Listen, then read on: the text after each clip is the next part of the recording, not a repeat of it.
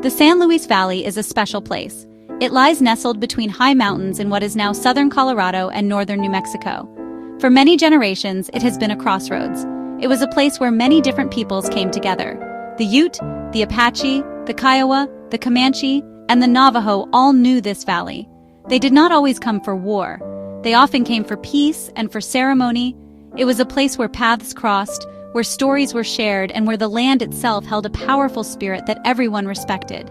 It was a center, a place where many trails led, not just trails on the earth, but spiritual trails as well.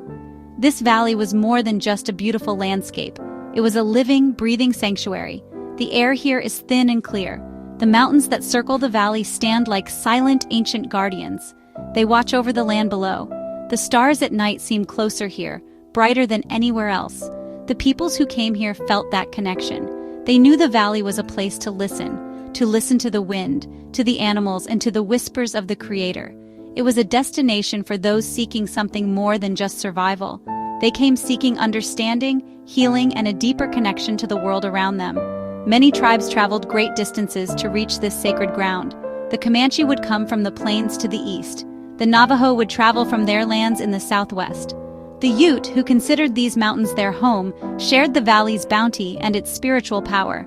Each group had its own name for this place, its own stories, and its own ceremonies that were tied to the mountains, the rivers, and the sky. This convergence of cultures made the valley a rich tapestry of human experience, a place where different ways of seeing the world could meet and exist together in a shared reverence for the land itself. The importance of the valley as a meeting point cannot be overstated. It was neutral ground, a place where treaties could be made and differences could be set aside, even if only for a short time. The natural abundance of the valley, with its rivers and wetlands, provided for all who came. This abundance was seen as a gift from the Creator, a sign that the valley was meant to be a place of peace and sustenance. The people understood that to honor this gift, they had to honor each other. It was a practical and a spiritual necessity, a lesson taught by the land itself and passed down through the stories of the elders for countless generations. At the eastern edge of the valley stands a great mountain. The Hopi people, from their mesas far to the southwest, hold this peak in high reverence. They know it as the sacred Eastern Mountain, one of the spiritual boundaries of their ancestral world. For them, it is a place of immense power and significance. It is where certain spirits dwell and where the sun rises, bringing new life and new beginnings each day. Their prophecies and ceremonies are deeply connected to this mountain, even though their homes are a long journey away. They see it as an anchor, a spiritual marker that helps define their place in the universe.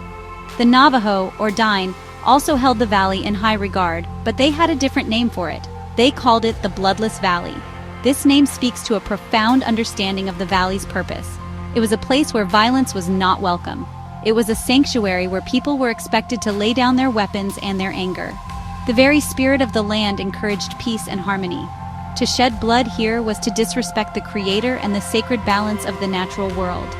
This understanding was shared by the other tribes who frequented the valley, creating a powerful tradition of peace in a world that was often filled with conflict. The concept of a bloodless valley was more than just an agreement between tribes, it was a spiritual law. The elders taught that the energy of the land was pure and that acts of violence would leave a stain that was difficult to cleanse. So they came here for healing, not for hurting. They came for vision quests, seeking guidance from the spirits in solitude upon the high mountain slopes. They came for ceremonies that renewed their connection to the earth and to each other. The valley was a hospital for the spirit, a school for the soul, and a temple without walls, open to all who came with a good heart. This shared peace allowed the valley to become a center for spiritual activities. Young men would come to fast and pray for a vision that would guide their lives. Medicine people would gather here to collect special plants that only grew in the valley's unique environment. Entire communities would travel to participate in ceremonies that celebrated the changing seasons, the gift of water, and the renewal of life. The peace was not a passive thing. It was an active, collective effort to maintain the sanctity of a place that everyone knew was truly special and powerful. It was a peace born of deep respect. The first peoples who lived in and visited the valley understood that they were part of the land, not separate from it. Their lives were woven into the cycles of nature. They knew the migration patterns of the bison and the elk. They knew which plants could heal sickness and which could provide food. They understood the language of the river and the messages carried on the wind. This was not just knowledge, it was a way of being. They lived in balance because they saw the world as a circle, where every being, from the smallest insect to the largest mountain, had a purpose and a right to exist. This holistic relationship meant that they took only what they needed and always gave thanks for what they received. When they hunted an animal, they used every part of it, wasting nothing. They offered prayers of gratitude to the animal's spirit for giving its life so that the people could live. When they gathered plants, they did so in a way that ensured the plants would grow back stronger the following year. This was a deep practical wisdom. It ensured the survival of the people, but it also ensured the health and vitality of the land that sustained them. This was the original law of sustainability. In recent years, something important has been happening. Modern Native American medicine people and spiritual leaders are returning to the San Luis Valley. They are drawn back to this ancient source of power and wisdom. They come to perform ceremonies, to teach the younger generations, and to reconnect with the spiritual energy that still resides here. They know that this place holds keys to the future, just as it held the wisdom of the past. The valley is once again becoming a beacon, a place where ancient knowledge is being revitalized and shared. It is a homecoming for many souls. This return is a powerful statement.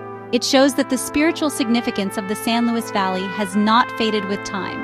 The mountains still hold their power. The land still offers its healing. The prophecies of the elders are still alive. For today's Native peoples, returning to the valley is an act of cultural survival and spiritual renewal. They are reclaiming their sacred spaces and reaffirming their connection to a place that has always been known as the sacred center of Turtle Island, a name that recognizes North America as a living sacred continent. The valley is the heart of that continent. There is an old Iroquois prophecy that speaks of a time when the world will be in great turmoil. It says that the rivers will run sick, the air will be hard to breathe, and the animals will begin to disappear. During this time, the prophecy says, people from all nations of all colors will turn to the First Peoples. They will look to the indigenous ways to find the path back to balance and harmony with the earth. They will seek the ancient knowledge that has been protected and passed down through generations. This prophecy speaks of a time when the world will need this wisdom to survive. The San Luis Valley is a living embodiment of this knowledge. The way the ancestors lived here, in peace and in balance with the land, is the very wisdom the prophecy speaks of. It is a model for how humanity can live sustainably on this earth. The principles of respecting all life, of taking only what is needed, and of living in community are not just old ideas. They are timeless truths that are more relevant today than ever before. The valley is a classroom where these truths were practiced, and its spirit continues to teach those who are willing to listen with an open heart. Today, as we face great challenges across the globe, this indigenous knowledge offers a ray of hope. It reminds us that we are all connected, to each other, and to the planet that is our only home. The lessons of the Bloodless Valley teach us that peace is possible, even among different peoples. The reverence for the sacred Eastern Mountain teaches us to see the sacred in the world around us. These are not just nice stories from the past. They are essential instructions for building a better future for all of our children and for the next 7 generations. The Iroquois prophecy is not a prediction of doom. It is a call to action. It is an invitation to remember what has been forgotten. The return of medicine people to the San Luis Valley is a sign that the time of this remembering is now. The wisdom kept safe in these sacred places is a gift, offered to all of humanity. It is up to us to be humble enough to receive it, to learn from it, and to use it to heal our relationship with the earth and with one another.